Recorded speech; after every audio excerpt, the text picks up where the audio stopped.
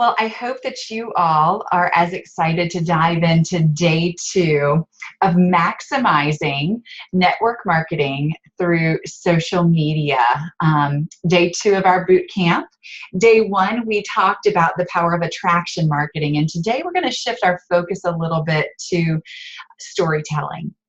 And one of my favorite instructors on this topic is Kendra Hall.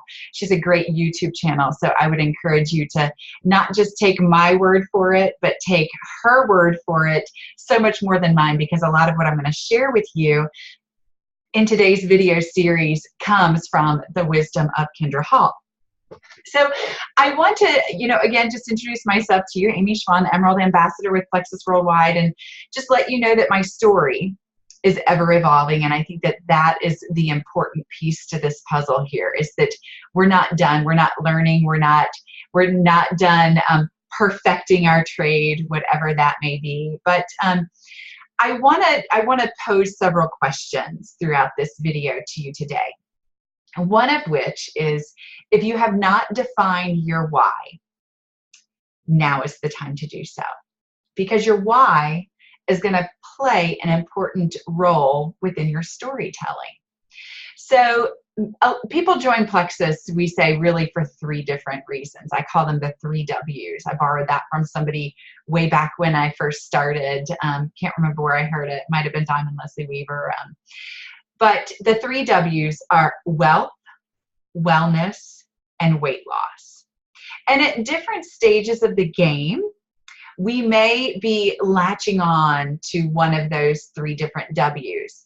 But I really want you to think about, again, in your posting, we talked yesterday about finding what were your 3 identifications. I talked about mine being the boy mom, baseball mom, the teacher, and the health and wellness lady.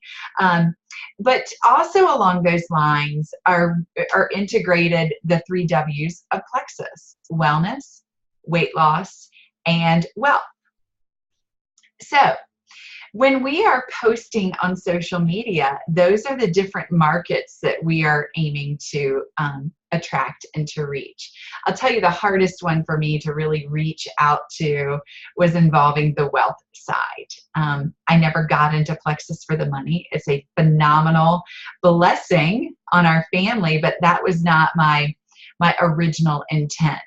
Okay, so I'm going to share with you a couple of examples. If I were first starting out with Plexus, a desirable versus a less desirable way to start posting. And I'm hoping that you're going to see the impact of telling a story with this. I'm going to start with the less desirable way first. I'm not even going to quiz you on that, all right? The teacher in me wants to go, okay, guys, which one is it? But I'm going to start with the less desirable place. And this post would go something like this. And guys, I'm ad-libbing, so work with me here. In February of 2015, I bought my first Plexus products. I wanted to feel awesome as I went into my 20s. The products that I started with were Plexus Slim, ProBio 5, and Triplex. And they were amazing. Boom. Who wants to jump in? And then I could have, a picture of me mixing my pink drink. Okay? That's the first post. The less desirable way to post. Now let's think about the more desirable way to tell my story. It can still be a picture of me with a pink drink, or it can be a picture of me as a baby. Ooh, even better. Okay, so let's go with that baby picture. Work with me. Visualize Amy as a baby. I was really cute and really blonde. Okay. It's the year of 40, and I'm going to grab a hold of my 40s like I've never done a birthday year before. But before I tell you about turning 40, let me tell you a little bit about the past 15 years. This mama has given birth to 3 children. I have moved to 4 different states, thanks to Michigan, South Carolina, North Carolina, and Georgia. This mama is working full time. I have busy, busy boys, and some days I'm just a little tired. Can you relate to that? Let's go through a typical day. We go to school, we go to baseball practices. I'm a big fan of having a home-cooked meal on the table every single night. And don't forget, I cherish my marriage. I want to take care, love on my husband, make sure the laundry is done, folded, put away, make sure that my boys' bellies are full.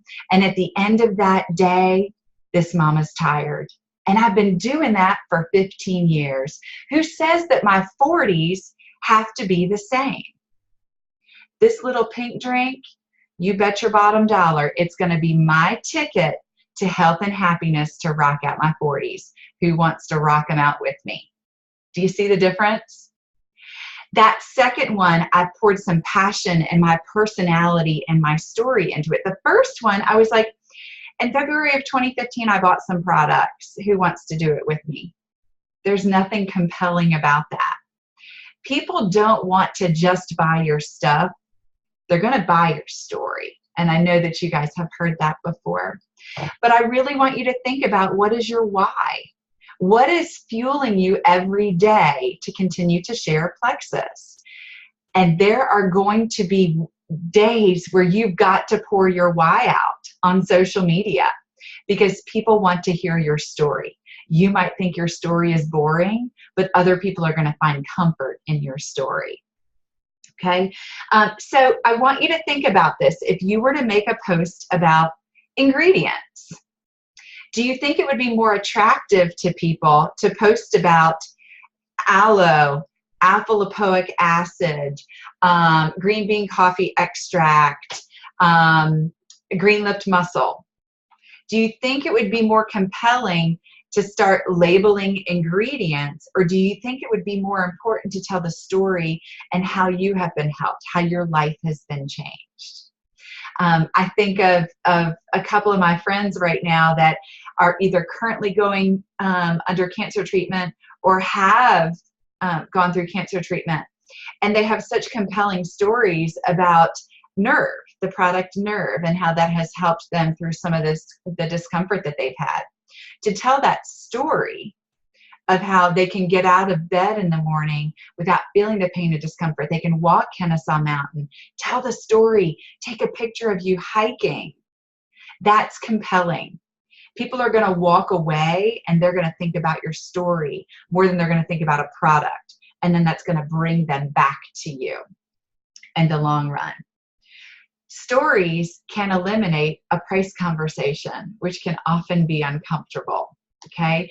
And so think about that. Think about a story of pulling into Starbucks day in and day out, day in and day out, and how possibly your craving for that Starbucks every morning can be changed a little bit. What about you? What makes your story compelling?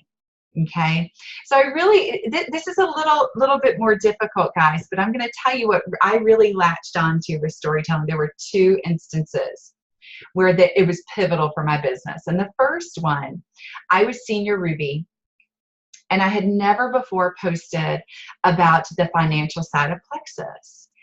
And I was to a point in my business where I needed to grow my outside legs. And so in order to do that, I said, you know what, I'm going to throw it out there. I'm going to throw out the financial side. And I made a post about travel baseball and how travel baseball, an entire season for my boys, was paid for because of the blessing of Plexus. I then related my baseball mom lifestyle to my audience, and I got over 80 comments on that post. It was huge. The second time that I really can remember a story being super impactful for my business was when I was able to share my financial testimony at Super Saturday in Atlanta this past January. And I told the story of the day that I saw my paycheck when I double promoted, and my husband flung open the shower door, all 270 pounds of him, and said, Amy, that's a game changer for our family. I created a visual, might be a little bit scary for some of you guys who know my husband, big guy, love him to pieces. But guys, that story has resonated with people. It has resonated with my audience just the same way that my baseball story did. So I really want to encourage you within your posting to draw your audience in and be vulnerable. Don't try to be this perfect person that's got it all together all the time, because guess what? That is not relatable. It's not. And if you try to paint your life as all flowers and roses, you're going to run people off because it's not authentic and it's not you. So tell your story. Pick up a picture of yourself next to your dollhouse. Find something compelling to write about to draw your audience in.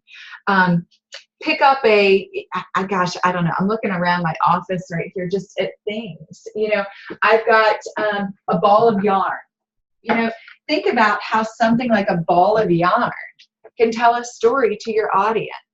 My mind is thinking all the time like this, and maybe it's not your style. It might be the creative side in me, but I do believe there's so much to be gained by telling a story. I'm going to leave you with this final thought. When my husband and I were hiking in Maui after the blessing of Plexus 2 weeks ago, we were hiking on this path, and it was really, really windy, and literally 2 steps that you made that were wrong and you were falling off the cliff. And I said to my husband, I said, I'm going to walk down this path and I want you to take a picture of me, because this symbolizes my Plexus journey, and I'm going to be able to tell a story that goes with this picture. The story might not be today, it might not be tomorrow, but I have the picture, and I'm going to find the perfect story to match to that picture. So that's another little challenge for you as you're out and about, as you're hiking, as you're exercising, as you're grocery shopping, as you're at your kids' activities, as you're sitting on your back porch, as you're cooking dinner. There are so many opportunities to tell a story, to draw your audience in, and it's so much more impactful than taking a picture of a product. There's a time and place for pictures of products, but I want to challenge you to take it to the next level. Tell your story, be vulnerable, and let your audience in. So stay tuned for the next and final video in this series, and I can't wait to continue to share with you guys.